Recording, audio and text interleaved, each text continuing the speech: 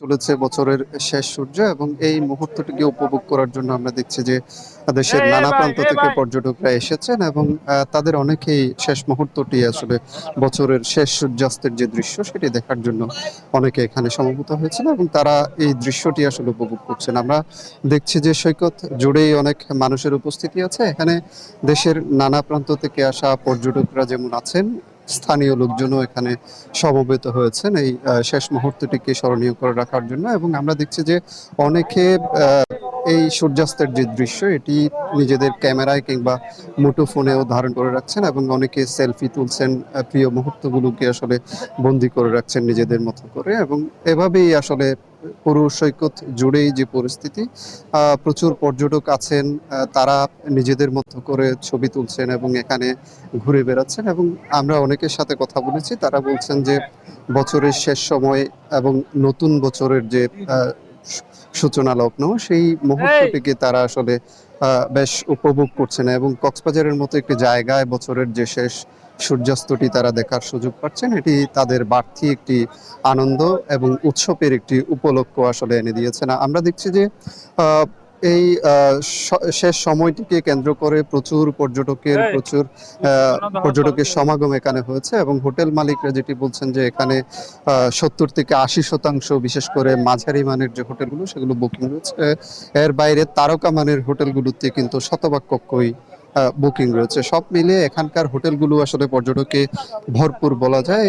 এবং এখানকার সৈকত কেন্দ্রিক যে ব্যবসা বাণিজ্য সেটি কিন্তু এখানকার যে ব্যাপক পর্যটক উপস্থিতি এটির কারণে জমজমাট রয়েছে। এখানে কক্সবাজার সৈকত ছাড়াও অন্যান্য যে দর্শনীয় স্থানগুলো রয়েছে, বিশেষ করে কক্সবাজার টেকনাফ মেরিন ড্রাইভ সড়কের পার্শ্ববর্তী যে ইনানি, হিমছড়ি, দরিয়ানগর এইসব পর্যটন স্পট রয়েছে, এইসব পর্যটন স্পটে লোকজনের বিচরণ বেড়েছে এবং স্থানীয় ব্যবসা বাণিজ্য চাঙা রয়েছে। এর বাইরে সেন্ট মার্টিন দ্বীপেও প্রচুর পর্যটক এই সময়টিতে যাচ্ছেন এবং প্রতিদিন 5টি করে জাহাজ এই সময়টাতে সেন্ট মার্টিন যাচ্ছে কক্সবাজার শহর থেকে এবং 2000 করে পর্যটক সেখানে যাতায়াতের সুযোগ পাচ্ছেন। এর বাইরে কক্সবাজারের যে দ্বীপ উপজেলা মহেশখালী, সেখানেও পর্যটকদের আনাগোনা বেড়েছে এবং সব মিলিয়ে আসলে গত বছরের যে পর্যটন মৌসুমের কথা যদি বলি, গত বছর কিন্তু 3 থেকে 3.5 মাস মতো সময় অত্যন্ত খারাপ গিয়েছে পর্যটন ব্যবসায়ীদের, সেটি তারা ক্রমে কাটিয়ে উঠতে শুরু করেছেন এবং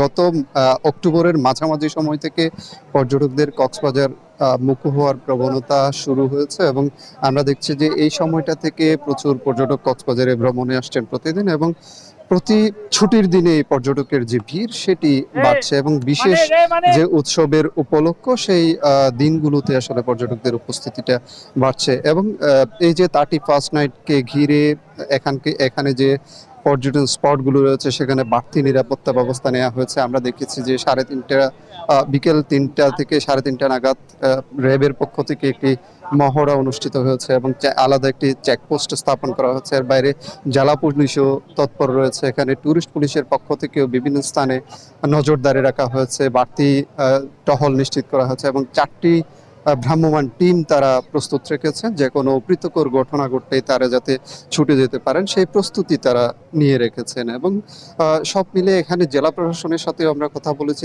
তারা যেটি বলছেন যে এই ধরনের একটি উপলক্ষ যখন আসে, বিশেষ করে কোনো উৎসব কিংবা এই ধরনের ছুটির দিন যখন আসে কিংবা এখানে বছরের শেষ দিন অথবা বছরের শুরুর দিন এই ধরনের উপলক্ষ যখন আসে তখন আসলে পর্যটকদের ঢল কক্সবাজারে নামে এবং সেটি মাথায় রেখেই তাদের পক্ষ থেকে হোটেল মালিকদেরকেও আলাদাভাবে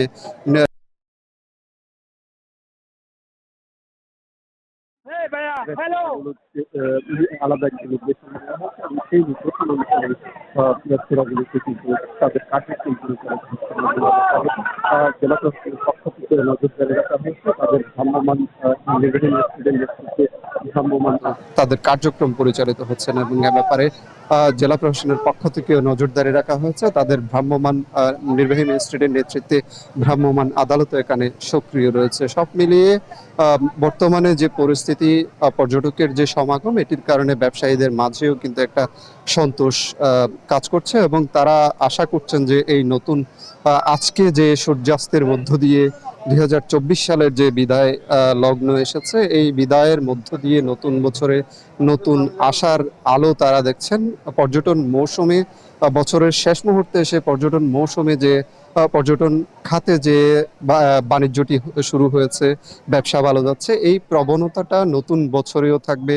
বিশেষ করে আগামী মার্চ পর্যন্ত তাদের ব্যবসায়িক সময়টা ভালো কাটবে সেই আশায় কিন্তু এখানকার ব্যবসায়ীরা করছেন এবং তারা সেই আশাটি নিয়েই কিন্তু ইতিমধ্যে এখানে প্রচুর অর্থ তারা বিনিয়োগ করেছিলেন এবং সেই বিনিয়োগটি তারা তুলে নিতে পারছেন, সেই কথাটি আমাদের আসলে তারা জানাচ্ছিলেন। এবং আজকে এই মুহূর্তের কথা যদি বলি, এখানে পর্যটন শহর জুড়ে পর্যটকদের যেমন উপস্থিতি আছে, তেমনি সৈকতেও কিন্তু আমরা দেখছি যে প্রচুর পর্যটক এখানে বছরের শেষ সূর্যাস্তের শেষ সময়টি, এই গোধূলি বেলাটি তারা যে অত্যন্ত উপভোগ করছেন। পরিবারের সদস্যদের নিয়ে এসেছেন, প্রিয়জনদের নিয়ে এসেছেন অনেকে। তারা এখানে সমুদ্র তীরে দাঁড়িয়ে, সমুদ্রের বালিয়াড়িতে দাঁড়িয়ে তারা সময়টি উপভোগ করছেন এবং তারা যেটি বলছেন যে এই সময়টা তাদের যে এখানে কাটানোর সুযোগ তাদের তৈরি হয়েছে সেটি তাদের জন্য অত্যন্ত ভাগ্যের বিষয় এবং এই সময়টি তারা তাদের যে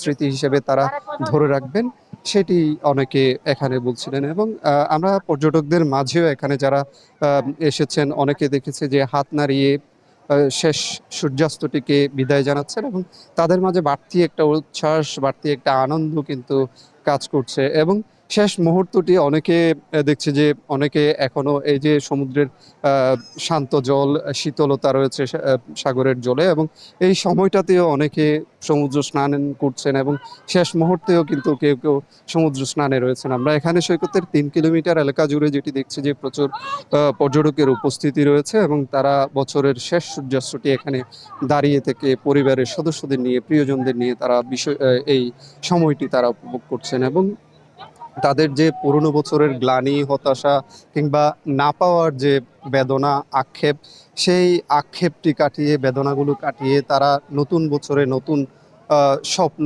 আসলে তারা দেখছেন এবং নতুন বছরে আগামীর যে সুন্দর একটি বাংলাদেশ বিনির্মাণের যে স্বপ্ন, নতুন যে বাংলাদেশের একটি প্রেক্ষাপট তৈরি হয়েছে সরকার পতনের আন্দোলনের মধ্য দিয়ে, বাংলাদেশের নতুন যে একটি যাত্রা শুরু হয়েছে, সেই যাত্রাটি যাতে ভবিষ্যতে আরো সুন্দর হয় এবং আরো মসৃণ হয় এই এগিয়ে যাওয়ার পথ এবং বাংলাদেশ যেন আরো উন্নতির শিখরে দিন দিন আরোহণ করতে পারে এবং বাংলাদেশের মানুষ যেন শান্তিতে, সমৃদ্ধিতে, পরস্পরের সাথে সহানুভূতি নিয়ে বসবাস করতে পারে, সেই প্রত্যাশাটির কথা তারা জানিয়েছেন। এবং এই যে বাংলাদেশের একটি সাম্প্রদায়িক সম্প্রীতি কিংবা সব ধর্মের বর্ণের মানুষের মাঝে যে অপূর্ব একটি মেলবন্ধন রয়েছে, সেই মেলবন্ধনটি তারা কিন্তু যুগ যুগ ধরে যে প্রেক্ষাপটটি দেখে আসছেন, সব সম্প্রদায়ের মানুষের মাঝে যে বিরাজমান সৌহার্দ্য সম্প্রীতি, সেটিও যেন নতুন বছরে অব্যাহত থাকে, সেটির আহ, তারা সেটিও আসলে প্রত্যাশা করেছেন। এবং